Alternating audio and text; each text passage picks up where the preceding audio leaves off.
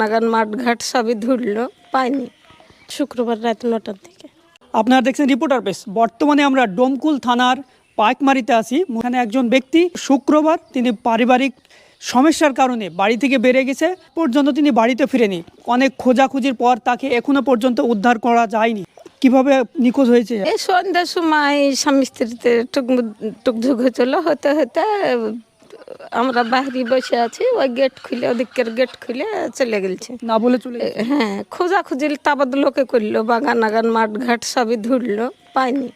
থানায় কমপ্লেন করেছিল? না থানায় এখনো অভিযোগ না, করেনি। আমার বাড়িতে ছেলেরা নাই, কেউ নাই, আমি কাকে লিয়ে করবো? বাবার নাম কি? বলছে বয়স কত হতে পারে? 55 দিবেন। 55। কালার? শ্যামা বড়।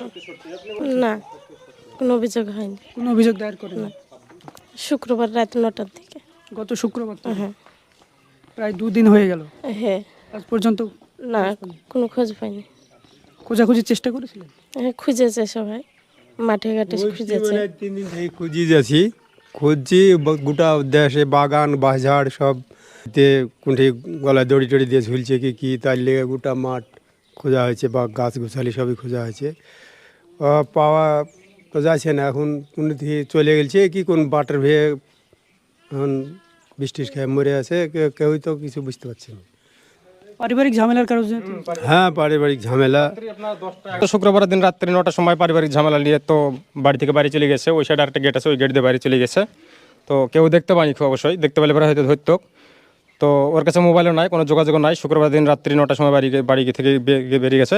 আমরা মোটামুটি রাত 10টা 11টা প্রায় 11:30 অবধি মাঠ খোঁজাখুঁজি করেছি, 3বার গিয়েছি মাঠে, তো কোথায় পাইনি তো আমরা আজকেও 10-12টা ছেলে নিয়ে মাঠে গিয়েছিলাম। এখন তো পাটের জঙ্গল পুরো মাঠে, পাটের ভেজে আমাদের একটু সন্দেহ গেছিলো যে জায়গাটায়, সেই জায়গাটা গিয়ে আমরা 10-12টা ছেলে যে দেখে আসলাম, তো কোথায় পাইলাম না। এখন ভাবনা আছে বলতে গেলে, ওর ছেলে পেলে তখন নাই, দুটো ছেলে বাইরে আছে।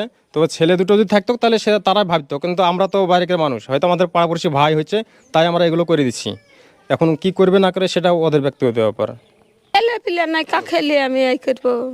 অভিভাবককে হারিয়ে অসহায় হয়ে পড়েছে। প্রতিবেশী যারা আছে তাদেরও দুশ্চিন্তায় দিন কাটছে, কারণ তারা জানাচ্ছেন যে বড় বড় পাট, সেই পাটের মধ্যেও তারা খোঁজাখুঁজি করছে না কোথায় পড়ে আছে বলে, কিন্তু এখনো পর্যন্ত তাকে পাওয়া যাচ্ছে না। সেই চিত্রই তুলে ধরলাম ডোমকুল থেকে। ধন্যবাদ।